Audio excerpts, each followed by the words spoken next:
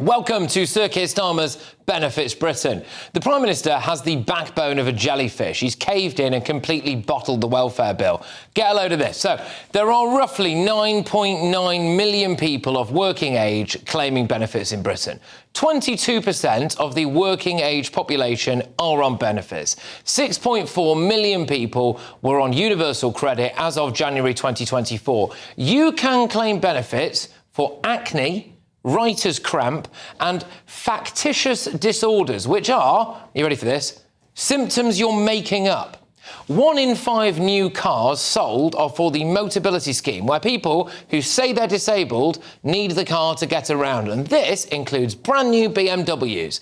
If one costs you £52,000 new, you can get that with an £8,000 down payment if you're on the sick. The total bill for working age sickness benefits is now in the region of £48 billion a year, and it's set to reach 67 billion quid by the end of the decade. Each month, 80,000 new applications are lodged for PIP, and there are roughly 1.2 million more people claiming disability or incapacity benefits than there were in 2019. So, we are going broke, aren't we? Paying for all of these people. Sir Keir Starmer was apparently going to change this. He wanted to reduce those PIP payments, personal independence payments, and universal credit. Well, what happened? A load of hard-left MPs realised that, shock horror, loads of the people who voted for them in their constituencies live on benefits. So they threatened to rebel. They kicked off in the Commons today. That any Labour MP who votes for this bill tonight or sits in their hands, I think that vote will hang like an albatross around their necks. These Dickensian cuts belong to a different era and a different party. We are not just voting fodder. There is talent, knowledge and expertise in this House which government would do well to harness. So it is with a heavy, broken heart that I will be voting against this bill today. All right, so that was in the Commons earlier. What happens?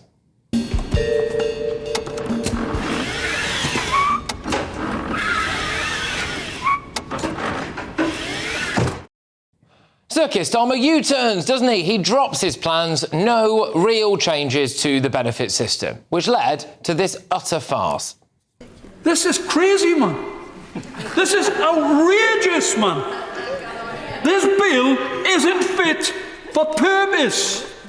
If you have a look, it's 16 pages. I can ask you, right honourable gentlemen, to rip the ones out now. That's changed. There would only be 2 pages left. Withdraw the bill. Absolute farce, isn't it? Because of this, Rachel Reeves is now going to have to find around 5 billion quid in the budget. Where's that going to come from? So she's thinking about cutting your cash ISA tax-free allowance from 20k to about £5,000, apparently. With poetic timing, this was released just moments before I came on air. The UK faces the largest single-year departure of wealth ever recorded. 16,500 high net worth individuals are leaving. So who is going to pay for all of these benefits? It's you, isn't it? It's you and everyone you know. Labour is not the party of the working people. They are now the party of the feckless, lazy and the workshy. And they're going to make working people pay for it. Well, we can go now to our political editor, Christopher Hope, who is in Parliament and has been following all of this vote for us this evening. Christopher, how bad is this for the Prime Minister? Patrick, very, very bad.